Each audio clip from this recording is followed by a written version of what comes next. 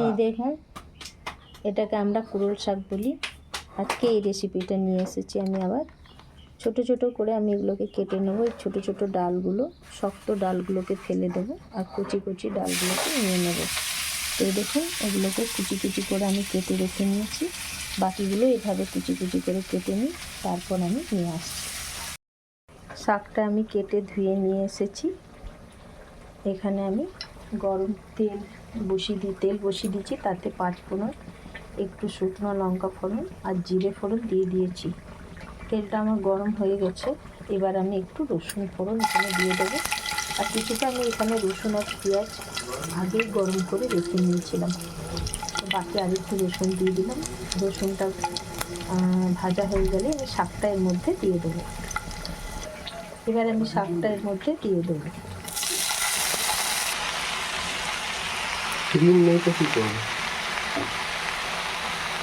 এই শাকটা আমি খুব সাধারণ প্রসেসেই রান্না করছি। যেভাবে আমরা শাক ভাজা করি সেভাবে এটা আমরা ভাজাই খাই সাধারণত।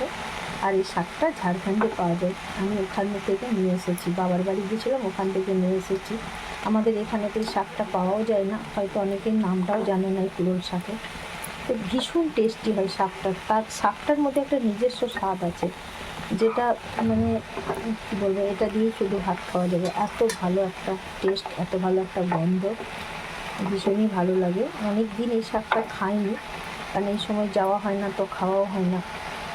এবছর গিয়েছি বলে এই শাকটা পেয়েছি, তাই আমি ওখান থেকে নিয়ে চলে এসেছি।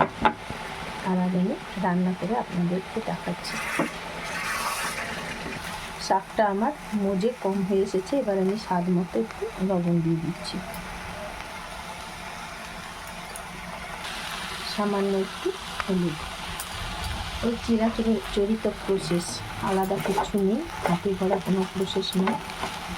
খুব সাধারণ প্রসেসেই ওই রান্নাটা হয়, কিন্তু শাকটা নিজের দিলেই টেস্টি হয়। এতটাই শাকটা টেস্টি এই কুড়োল শাক। এটা অনেক বড় গাছ হয়, বড় গাছে এই শাকটা পাওয়া যায়। এই সময় কচি পাতা, সব পাতা বুড়ো পাতা ঝরে কচি পাতা বেড়ে, তখনই এই কচি কচি পাতাগুলোকে শাক হিসেবে খাওয়া যায়। এরপর কিন্তু আর খাওয়া যাবে না। এই পাতাগুলো যখন বয়স হয়ে যাবে তখন আর খাওয়া যাবে না। এবার আমি একটু ঢাকা দিয়ে দিই। ছিপিয়ে আমি একটু জল দিয়ে দিচ্ছি। এই যে ডাঁটিগুলো আছে ছোটো ছোটো, এটা বেশ ভালোভাবে সিদ্ধ হয়ে যাবে। জল না দিলেও হবে, লো আছে অনেকটা টাইম ধরে এটাকে সেদ্ধ করতে হবে। পেঁয়াজ আর রসুন ভাজাটা এর মধ্যে এবার আমি দিয়ে দিলাম। এবার এটা দিয়ে একটু নাড়াচাড়া করে নামিয়ে দেবো, তাহলে আমার রেডি হয়ে যাবে কুড়োল শাক। আমার কুড়োল শাক রেডি। এইভাবেই কুড়োল শাকটা রান্না হয় আমাদের বাড়িতে। চিনি অবশ্যই একটু দিতে হবে এর মধ্যে, তবে শাকটা আরও বেশি সুন্দর লাগবে, বেশি ভালো লাগবে। আপনারাও এইভাবে করে খাবেন।